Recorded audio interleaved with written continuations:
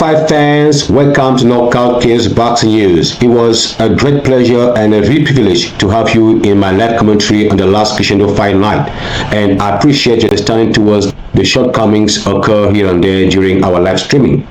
Your suggestions and inputs are valuable and will help our young channel grow bigger in this area. All the same, I hope you enjoy the great efforts and the exquisite boxing talent displayed by all the fighters who perform on that card, with the most outstanding highlights of the event being Zhang getting knocked out by Bakole'S, Shakur Stevenson displaying beautiful boxing, the main event living up to the expectations with Bivol becoming the new undisputed light heavyweight champion of the world through referee's majority decision. What a fight night it was, with Joseph Parker knocking out Martin Bakole, who came in on a short notice after Daniel Dubois withdrew from the fight due to illness. Unless his move was a coward attempt not to pursue the fight. News: Knockout Kills Boxing News community is wishing the champion Dubois a speedy recovery. But I can imagine all the same him thanking, however, his ancestors for saving him from the hands of Joseph Parker on that night, who really meant business going into this fight. I believe that even if it was Daniel Dubois, the result would likely have been the same. Joseph Parker seemed to be very underestimated by lots of boxing fans and boxing experts, but that version of Parker I saw that night was ready to go down on his shield with any formidable opponent in the heavyweight division. What was most impressive about Parker is that he put his dignity and reputation first, not the Saudi Arabia big money bag, and did not disappoint his boxing fans. Unlike Martin Bakole, so-called boogeyman of the heavyweight division, who has disappointed his boxing fans with his greedy coach Bill Nelson, as well as the entire nation of Congo and the broader African continent, as both appear to be more interested in quick financial gain than in preserving their honor, dignity in this sport of boxing. In this video, I will not hold back in my critique of Martin Bakole, while I commend other boxers for participating in this fight with integrity, dedication, and due respect for boxing fans. Knockout Kills Boxing News intends to add another devastating knockout blow on Martin Bakole's temple for a couple of good reasons. Martin Bakole has misled boxing fans by projecting an image of himself as the most feared fighter in the heavyweight division, only to suffer a dramatic knockout in the hands of Parker. Although I am a fan of Martin Bakole, I must remain a bit objective in this situation. I cannot endorse the notion that he's still a boogeyman in the heavyweight division. Many of Martin Bakole's supporters are attributing his defeat to his lack of preparation, being overweight, insufficient rest, or challenging travel conditions prior to the fight. However, the reality is that even with 5 months of training, he would have likely succumbed to that punch on the temple. Anthony Joshua experienced a similar fate when he faced Andy Ruiz for the first time at Madison Square Garden in New York. Excitement surrounding Martin Bakole has dissipated, leading to considerable talks within the heavyweight division as he faced humiliation. It is often said that righteousness and justice are more commendable than sacrifice.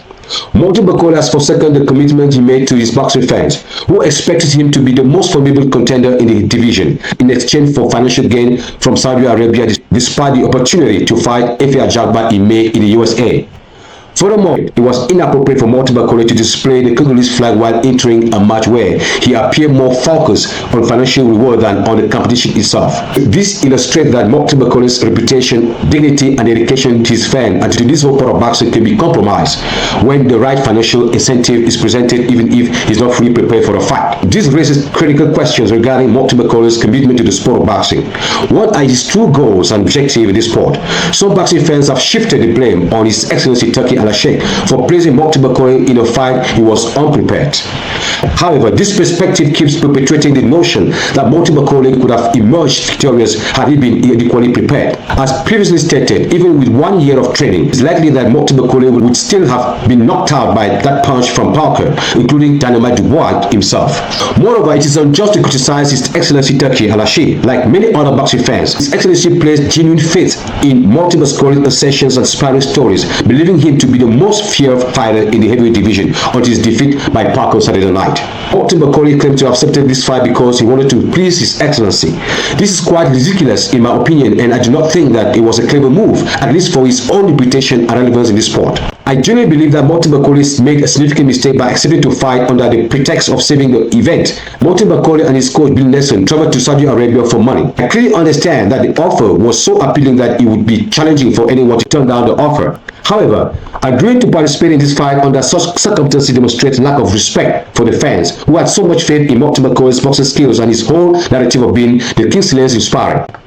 All these stories of Martin Bakole beating everyone inspiring, including Dubois, Joshua, and Usyk, now appear to be merely an illusion, a tactic to create buzz and release boxing authorities into him a high-level lucrative fight. Those who doubted Martin Bakole's authenticity may have valid reasons for that skepticism. A person willing to compromise their reputation, words, and commitment cannot be deemed trustworthy. It is about time the next to Bakole stop discussing their aspiring achievement against other boxers. Such degrading behavior not only undermines the ethical standards of boxing but also reflects poorly on their characters as individuals. For the poor Joseph Parker, the outcome of this fight has adversely affected all the efforts he generally put in to prove to the world that he's still a powerhouse to be reckoned with in the heavyweight division. Parker is not getting the due recognition he deserves from other boxers for beating Martin Bakole. What a waste. She's so right one of those who believes that Parker shouldn't celebrate this victory or receive any credit for defeating an untrained prostate beast from Ghana on a 24-hour short notice. Does Joseph Parker deserve any credit for this win tonight? No. Credit for what? Beat somebody up who was on a flight for about 24 hours, who was not in training camp. He shouldn't be happy with that fight. Great knockdown, great knockout, but it's not something we can say, you know what, well done, Joe, and we can tap him on the back. Well, like, you did what you meant to do anyway, so what the fuck we have to fucking be clapping hands for? Martin Bakole agreed that relentless pursuit for Saudi Arabian money made him an unintended target and a victim in that fight. He was even seen wearing Triple D boxing gloves, leaving him with no chance to escape the fate that already been orchestrated to eliminate Dubois. It's still finding it difficult to believe that Daniel Dubois was declared unable to fight just a couple of hours away in an event that was anticipated to be one of the best fight cards of the century. I'm no longer sure if this will still go down in history as such, unless I'm confronted with a solid medical report confirming this. But still, even if such a report was to be shared with the public, I will still find it hard to hold it as founded.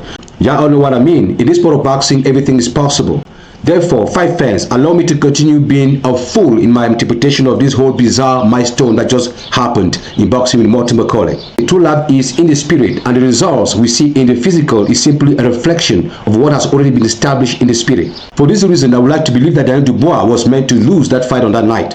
A more spiritual person has the ability to sense dangers in the spirit, and their wisdom will guide them to withdraw from an awkward situation, even that situation appeared to be life-changing.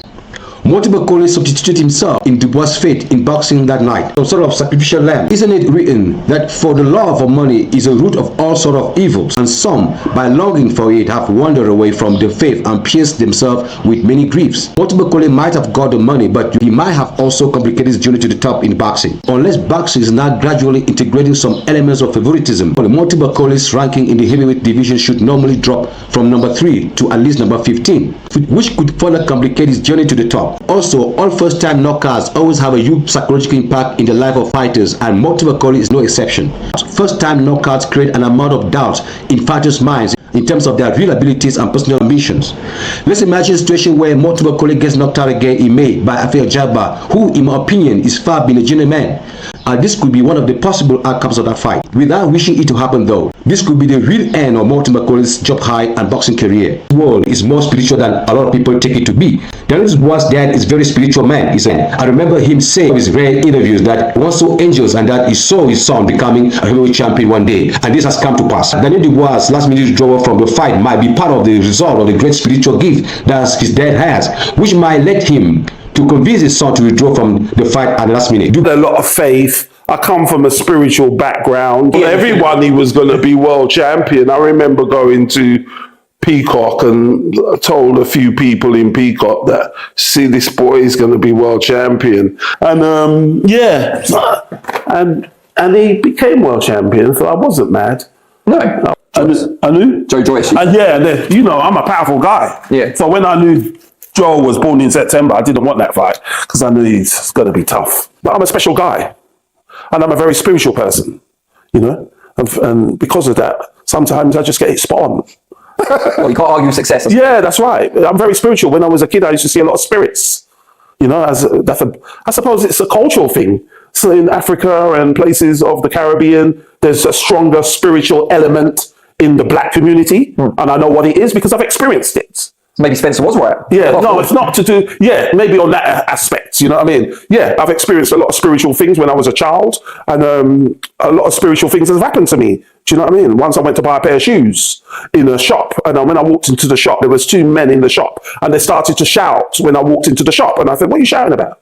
Because I knew they were talking about me. And they said, when I walked into the shop, he saw a white light around my body. And I said, what do you mean? He said, your aura. And I said, who are you? He said, he's a priest. And I said, what priest are you? He said, he's a priest from the Celestian Church. I said, what is that church? He said, it's a spiritual church. And he said, when I walked into the shop, he saw a light around my body. And he says, what? He said, listen to me. Listen to me. When you was in your mother's womb, the God that created the heaven and earth visited you. And what you're about to do is massive. This happened 20 years ago. This happened. He says, what you're about to do is massive. And I said, what? And he said, listen, you are already in heaven. Daniel Dubois' last minute withdrawal from the fight might be part of the result of the great spiritual gift that his dad has, which might let him to convince his son to withdraw from the fight at the last minute. Dubois, in my opinion, looked in formidable shape 24 hours before the fight. I personally shared this video with my boxing fans as part of my commitment to keep them updated on the latest development on this fight. And Dubois did not seem to display any sign of illness. This whole thing was strange. Sometimes it is good to consult your inner man and seek spiritual guidance instead of jumping into any situation for a quick payday. But this has got a lot of counterproductive consequences for Martin Bakole. Many of Martin Bakole's boxing fans may have lost faith in his inspiring stories and even in himself. We've heard you say that you stopped Daniel Dubois and Usyk in sparring. Can you elaborate on that? They never come back to say that I'm lying because they know it's the truth. And because, you know, when you go to spar someone in the gym, so you're not allowed to record it, because if I was allowed, I was going to pause the video. And I'm happy because nobody can, you know, say that I'm lying, so it's true. And I don't lie because I need a fight. No, I'm want a big fight. They're avoiding me now. They know reason why. So I should tell people why they're avoiding me, because they know what's happened in the gym. So now they're avoiding me. And now people say that I'm telling the truth. And now we need the fight. So. Do you remember the shots specifically that dropped him? Uppercut, left hook, jab. All of them, I give them a hard time with the jab. I always keep this one for the fight. So soon I use it once, so you can't stand. But the nose, I got nice jab, nice left hook.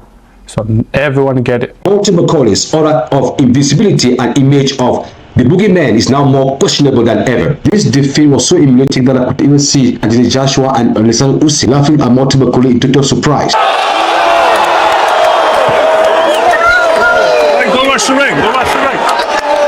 His humiliating defeat to Parker would likely serve as a motivation for Efe Jagba, boosting his confidence further ahead of the American showdown in May. Joseph Parker could take Martin Bakole out with a single punch to the temple, which in my opinion did not even seem to have landed flush. Jagba would have every reason to believe that he can do the same. There's nothing more dangerous than a fighter going to a fight with an overwhelming level of confidence, and Joseph Parker's confidence in this fight was simply insane. Therefore, I would advise my boxing fans not to place excessive expectation on Martin Bakole in his upcoming bout against Efe Jagba in May, as he still has a lot to prove in this sport of boxing. To leave it at that, my concluding message to Martin Bakole is to stay humble and dedicated to this sport of boxing, and stop talking about his successes in sparring which do not translate in real fights. Fight fan, this is my honest perception of this whole situation of Martin Bakole getting knocked out by Parker as last replacement under the Crescendo fight card event. Let me know in the comment section what you think about this whole situation. Please do not forget to subscribe and hit that notification bell for our latest boxing news and analysis. And I'm out. Peace.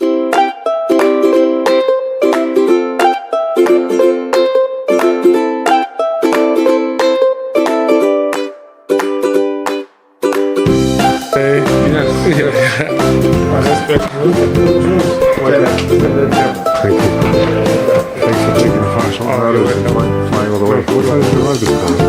2 in the morning. You're my brother. I tell the coach, look, I can't let my brother down. So you just spend them out in the camp.